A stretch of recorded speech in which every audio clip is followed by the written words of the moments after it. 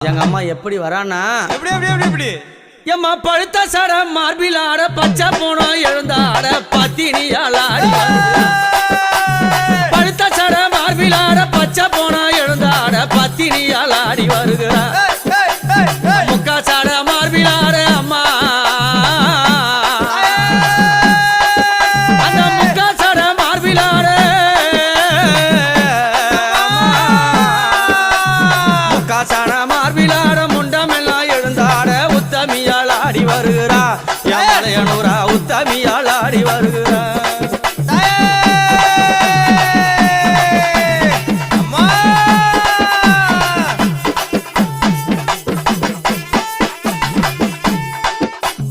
வாரி கோடல் கிழித்து